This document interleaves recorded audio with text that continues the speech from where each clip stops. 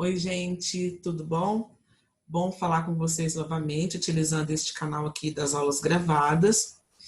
E vamos lá para a nossa aula de hoje, tá? Eu gostaria de pedir para que vocês já separassem aí o caderno do Aprender Sempre,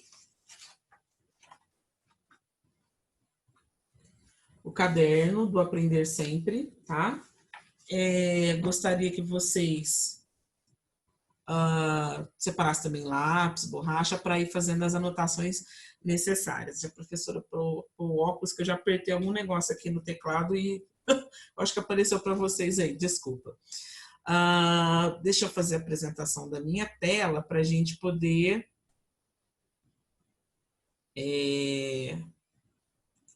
já pegar os estudos que nós vamos fazer hoje. Então, se vocês já separaram o caderno do Aprender Sempre, por favor, abram na página 12. Nós vamos dar continuidade na aula. Nós já fizemos a aula 4 e essa daqui é a aula 5. Gente, dessa vez eu não vou fazer a correção aqui, porque teve algumas pessoas, poucas, que ainda não entregaram a atividade, tá? Então, vou aguardar um pouquinho.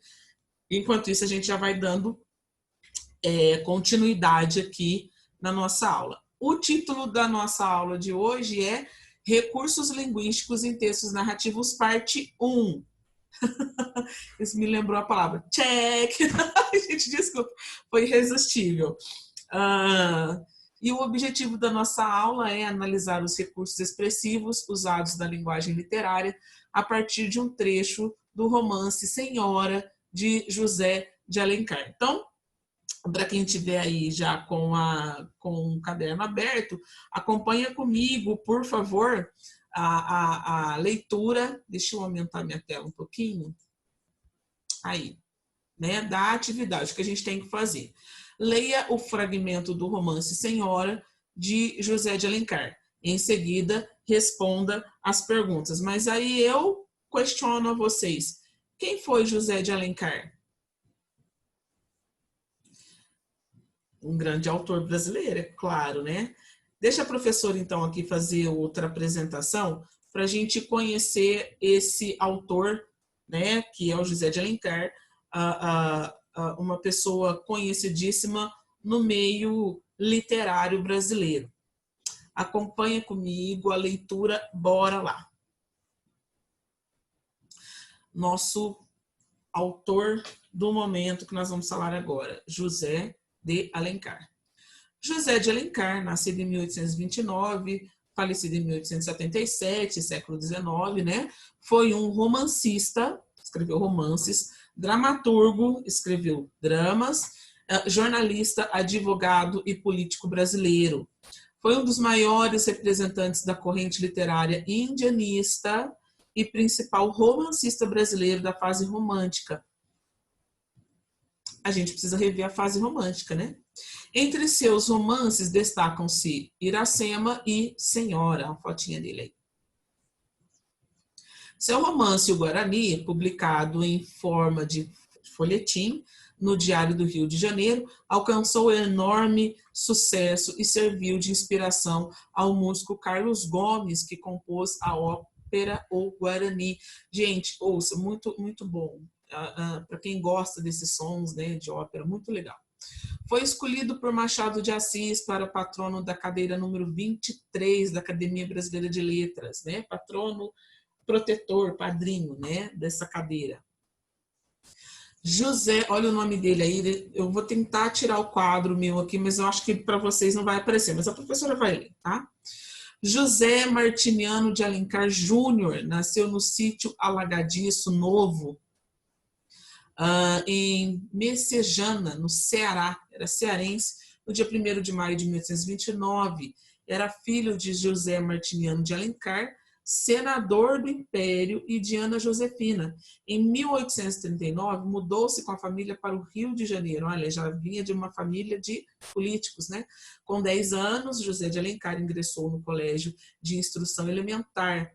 Durante a noite, presenciava os encontros políticos de seu pai. Em sua casa, tramou-se a maioridade de Dom Pedro II, decretada em 1840. Aí eu vou pedir para que vocês falem com o professor de história de vocês para entender o que foi essa trama, né, de tornar Dom Pedro II como de maior, né, maioridade, já na idade adulta, e por que isso aconteceu, gente, é uma história muito interessante, numa passagem interessante do nosso país, né? Com 14 anos, José de Alencar foi para São Paulo, onde terminou o secundário e ingressou na Faculdade de Direito do Largo do São Francisco, uma das primeiras escolas aqui do país, né? Em 1844, ao ver o sucesso do livro A Moreninha, gente, nós lemos esse livro no começo do ano, né? De Joaquim Manuel de Macedo, resolveu que seria escritor de romances. Então, ele se inspirou nessa história, né, da Carolina, daqueles, né, da aposta. Quem não leu, por favor, leia, gente, são livros deliciosos, vocês vão se saborear com as histórias. Entregou-se à leitura dos autores mais influentes da época, como Alexandre Dumas, Balzac, Byron, Lord Byron, entre outros. Em 1847, com 18 anos, iniciou seu primeiro romance, Os Contrabandistas, que ficou inacabado. Em 1849, foi para Pernambuco, onde continuou seu curso na Faculdade de Direito de Olinda, concluído em 1851. De volta a São Paulo, levou o esboço de 2 romances históricos, Alma de Lázaro e O Ermitão da Glória, que só seriam publicados no fim da sua vida. Então, a gente conheceu aí um pouquinho desse autor, né, do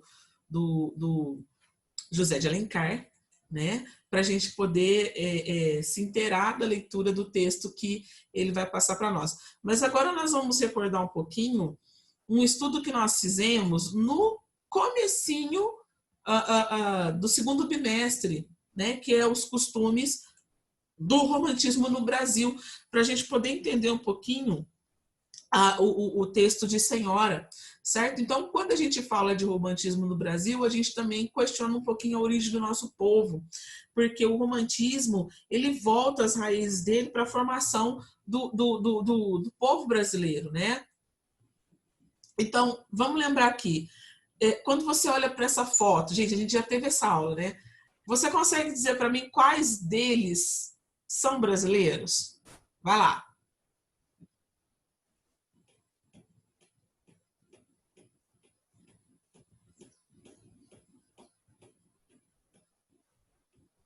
Não, né? A gente não consegue identificar quais dessas pessoas que estão aqui, né, são brasileiras ou não, né? Porque o que aconteceu? Quando a gente fala de formação do nosso povo, e a gente tem que lembrar disso para a gente poder falar do romantismo, a gente tem que lembrar que houve miscigenação entre o negro, o branco e o índio, né? E depois vieram também outras culturas. Então, o Brasil, ele é multicultural. Quem tirou essa foto foi Opa, deixa a professora voltar. Volta. Aí. Quem tirou essa foto foi a Angélica Das. Vamos fazer uma leitura rápida, porque vocês têm essa aula lá no Google Classroom, tá? Angélica Das é uma fotógrafa premiada que vive em Madrid, Espanha, originalmente nascida no Rio de Janeiro, né? Ela tem plena consciência de como pequenas diferenças no tom da pele podem inchar em grandes equívocos e estereótipos entre raça. Lembrando que não existe raça, né? Nós somos a raça humana, o que existe é etnia. Ela é uma criadora do internacionalmente aclamado pelo Projeto Money, uma coleção de retratos que revelam a beleza diversificada das cores humanas.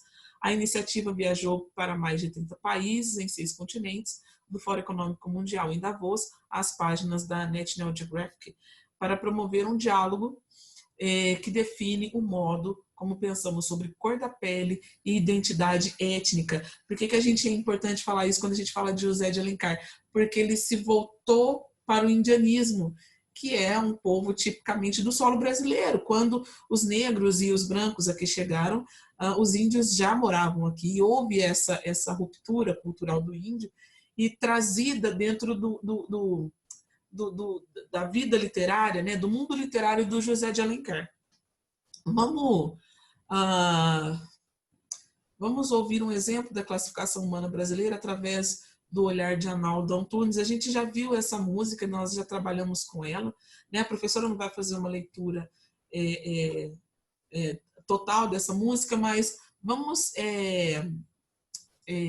só fazer uma leitura ali das primeiras estrofes, né? Que preto, que branco, que índio, que branco, que índio, que preto, que índio, que preto, que branco, que preto, branco, índio, que branco, índio, preto, que índio, preto, branco, que aqui somos mestiços, mulatos, cafuzos, pardos, mamelucos, sararás, crioulos, guaranicês e judárabes, oriuntupis, ameriquítalos, luso-nipo caboclos, orientupis, iberi-bárbaros,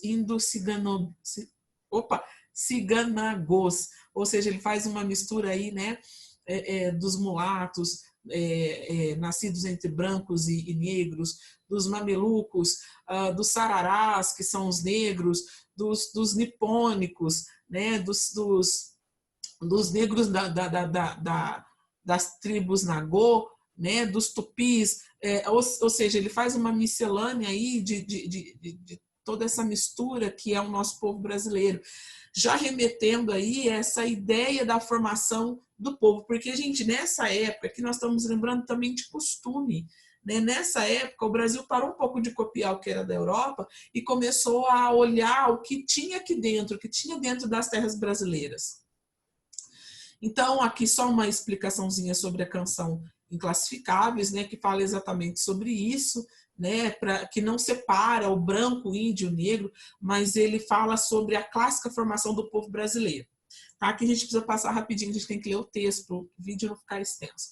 Então, o romantismo no Brasil se inicia a partir de 1936, com a publicação de Suspiros Poéticos e Saudades, de Gonçalves de Magalhães. O movimento perdurou até 1881, alguns anos antes da abolição da escravatura, quando as publicações de O Mulato, de Aloysio de Azevedo e Memórias Póstumas de Brás Cubas de Machado de Assis, inauguraram o realismo e naturalismo. Então, aí a gente tem uma ideia de quanto foi o romantismo no Brasil, essa ideia de se voltar para o seu próprio povo. Vamos ver alguns marcos históricos para a gente entender como que o povo vivia naquela época, né? Então a gente vai ver em 1808 a chegada da família real aqui no Brasil, fugindo, né, da guerra lá na Europa, né? A gente vai ver a independência do Brasil em 1822, tudo isso dentro do romantismo, né? A gente vai ver a proclamação, a promulgação, né? Ainda não é a proclamação da Constituição do Brasil, né? Ela foi promulgada, né? Não proclamada. A gente vai ver Dom Pedro I deixando o trono, né, em 1831, e o que mais que aconteceu naquela época? O início da Guerra dos Farrapos, em 1835, e Dom Pedro II assumindo o trono aqui no Brasil, olha só. Além de também conhecer a Lei Eusébio de Queiroz, que proibia o tráfico de escravos. A gente vê também a Princesa Isabel, que assinou a Lei Áurea em 1888, mas aí, né, 7 anos depois que terminou aí o romantismo, ou seja, tudo isso influenciou para chegar nesse ponto, né? A gente vê a proclamação agora, assim, a gente viu, olha só, gente, ela foi promulgada em 1824 e foi proclamada em 1889, olha a distância, né? A gente vê uma distância de 40 anos aí, né? Bom, então, a chegada da família real aqui foi justamente por causa fugida praticamente, né, da guerra lá na Europa, né, e com essa vinda eles trazem aí alguns artistas, né, para formar os artistas daqui. E esses artistas, né, vieram pintores, né, vieram escultores. Essas pessoas começaram a montar aqui no Brasil essa identidade brasileira, que foi muito importante para a escrita do texto, né, do trecho desse texto Senhora, do trecho que a gente vai ler daqui um pouquinho, tá? A gente vê um novo Brasil, né? Tudo voltado para, por exemplo, as paisagens, voltado para os costumes brasileiros, para os sentimentos brasileiros, ou seja, tudo voltou para para o Brasil, porque aí o Brasil ia deixar de ser colônia, né? Precisava de ter essa cultura, essa identidade cultural, né? Então, o que a gente, como que é classificada essa parte da independência cultural do Brasil? A gente vai ver 3 frentes aí. A gente vai ver os poetas nacionalistas, a gente vai ver os poetas ultrarromânticos e a gente vai ver a poesia social, tá? Então, tá aí. Eu não vou nem falar sobre o Lord Byron, tá? Porque ele influenciou muito, né? A gente viu ali que José de Alencar gostava do Lord Byron, né? Era uma das literaturas que ele lia, né? Aqui eu vou trazer de novo só esse poema escrito por ele e traduzido por Castro Alves, né? E que foi uma das literaturas que encantou José de Alencar. Vamos lá. Não recues de mim, não recues. De mim não foi-se o espírito. Em mim verás, pobre caveira fria, único crânio que, ao invés dos vivos, só derrama alegria. Vivi, amei, vivi qual tu. Na morte, arrancaram da terra os ossos meus. Não me insultes, empina-me, que a larva, teus beijos mais sombrios, tem beijos mais sombrios que os teus. Mas vale guardar o sumo da parreira do que ao verme do chão ser pasto vil. Taça, levar dos deuses a bebida que o pasto do réptil. Que este vaso onde o espírito brilhava, vá nos outros o espírito acender. Ai, quando um crânio já não tem mais cérebro, podes de vinho o encher. Bebe, enquanto ainda é tempo, uma outra taça. Quando tu e os teus fordes nos ossos, pode do abraço te livrar da terra e ébria folgando profanar teus ossos. E por que não? Se no correr da vida tanto mal, tanta dor aí repousa, é bom fugindo à podridão do lado, servir na morte, enfim, para alguma coisa. Então ele fala de um corpo que foi tirado do seu descanso final e o crânio serviu de taça, né, para as pessoas se alegrarem. Então, daí a gente tira uma ideia do que foi o romantismo no Brasil, o que a carga da vinda da família real trouxe para essa nova cultura brasileira que se formava durante esse tempo, né? E agora nós já conhecemos quem é o José de Alencar, nós já conhecemos o tempo que ele viveu, né, e qual eram os costumes do Brasil naquela época. Agora a gente vai ler um pedacinho, um trecho do romance Senhora, né, escrito por ele, e esse trecho tem o título de O Preço. Por favor, gente, página 12 e 13, acompanhem comigo a leitura. Há anos raiou no céu fluminense uma nova estrela. Desde o momento de sua ascensão, ninguém lhe disputou o cetro. Foi proclamada a rainha dos salões. Tornou-se a deusa dos bailes, a musa dos poetas e o ídolo dos noivos em disponibilidade. Era rica e famosa.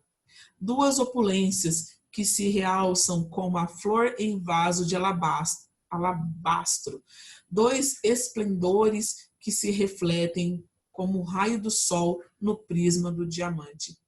Quem não se recorda de Aurélia Camargo, que atravessou o firmamento da corte como um brilhante meteoro e apagou-se de repente no meio do deslumbramento que produzia o seu fulgor? Tinha ela 18 anos quando apareceu a primeira vez na sociedade. Não a reconheciam, e logo buscaram todos com avidez informações acerca da grande novidade do dia. Dizia-se muita coisa que não repetirei agora, pois a seu tempo saberei a verdade, sem os comentos malévolos de que usam vesti-la nos nevoleiros. Desculpa, vesti-la os noveleiros. Aurélia era órfã e tinha em sua companhia uma velha parenta, viúva, Dona Firmina Mascarenhas, que sempre a acompanhava na sociedade. Mas essa parenta não passava de mãe de encomenda. Mas essa parenta não passava de mãe de encomenda para hoje está difícil, para condescender com os escrúpulos da sociedade brasileira, que naquele tempo não tinha admitido ainda certa emancipação feminina. Guardando com a viúva as deferências devidas à idade, a moça não declinava um instante do firme propósito de governar sua casa e dirigir suas ações como entendesse. Constava também que Aurélia tinha um tutor, mas essa entidade desconhecida, a julgar pelo caráter da pupila, não devia exercer maior influência em sua vontade do que a velha parenta. A convicção geral era que o futuro da moça dependia exclusivamente de suas inclinações ou de seu capricho, e por isso todas as adorações se iam prostrar aos próprios pés do ídolo. Assaltada por uma turba de pretendentes que disputavam como o prêmio da vitória, Aurélia, com sagacidade admirável em sua idade, avaliou a situação difícil em que se achava e dos perigos que a ameaçavam. Na página 13, as revoltas mais impetuosas de Aurélia eram justamente contra a riqueza que lhe servia de trono e sem a qual nunca, por certo, apesar de suas prendas, receberia como rainha desdenhosa a vassalagem que lhe rendiam. Por isso, mesmo considerava ela o ouro um vil metal que rebaixava aos homens, e no íntimo sentia-se profundamente humilhada, pensando que para toda essa gente que a cercava, ela, a sua pessoa, não merecia uma só das bajulações que tributavam a cada um de seus 1000 contos de réis. Moça muito desejada essa Aurélia, em 18 anos, pronta para casamento, e os meninos ficavam aí, né, doidos. Bom, o que a gente precisa observar aí, né? A gente precisa observar os recursos que são utilizados na linguagem literária, né? E eu vou chamar a atenção de vocês aqui para o terceiro parágrafo, né? Deixa eu ver se eu consigo. Aí. Olha só como que é essa descrição. Duas opulências que se realçam como a flor em vaso de alabastro. Olha esse como, gente, esse como faz uma comparação, né? Dois esplendores que se refletem como o raio de sol no prisma do diamante. Gente, vocês já viram? Você sabe o que é o prisma do diamante? O diamante, ele é lapidado, né? Ele sofre lapidação, e para fazer aquele brilho é necessário fazer o desenho das faces, né, do diamante. Então aquelas faces são chamadas de prisma, que quando bate a luz, ele joga o brilho do diamante, né, em diversas direções. Então olha que sutileza da literatura para fazer essa comparação, e muitas outras são feitas aqui no texto. Bom, vamos fazer uma leitura da atividade dos questionamentos lá na página 13. Quais adjetivos são usados para descrever a Aurélia? Tem alguns adjetivos aí, e eu vou chamar a atenção de vocês aqui para o segundo parágrafo. Olha só, tornou-se a deusa dos... Gente, ela é chamada de deusa dos bailes, porque provavelmente todos os rapazes queriam dançar com ela. Então tem aí um dos adjetivos, tem mais que vocês podem encontrar, tá? A número 2, complete a tabela. Vamos ver a primeira questão, ó. Duas opulências, ser rica e famosa, que realçam como a flor em vaso de alabastro.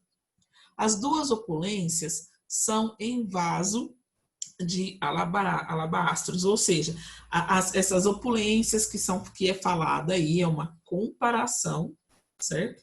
Então a gente tem essa primeira frase, que é uma comparação, e essa comparação foi transformada em metáfora. Então vocês vão fazer a mesma coisa com as demais frases aí. A exemplo, dois esplendores que se refletem como um raio de sol no prisma do diamante.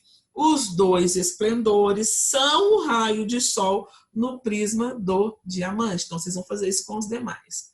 E na página 14 tem a número 3 para finalizar, né? De acordo com o exercício anterior, qual é a diferença entre metáfora e comparação? Aí eu vou deixar para vocês para fazerem a pesquisa a respeito dessas duas diferenças literárias, né? Desses dois recursos linguísticos dentro da literatura. Gente, um forte abraço, muito bom vê-los novamente. Tá? Vê-los não, né? Muito bom gravar para vocês novamente. A gente ficou aí alguns dias parado por causa da avaliação da aprendizagem em processo, a AP, reforçando que a AP... nossa, deixa eu até pôr meu óculos aqui de novo, porque preciso enxergar para poder falar para vocês. Gente, a AP foi prorrogada até o dia 30, até segunda-feira. Então, eu aconselho a todos os alunos, não são muitos alunos do segundo ano que não conseguiram acessar ainda. Eu deixei lá no mural da turma um telefone, para quem não tiver conseguindo acesso, pode me ligar, o telefone fica ligado das 8 da manhã até as 10 da noite, tá?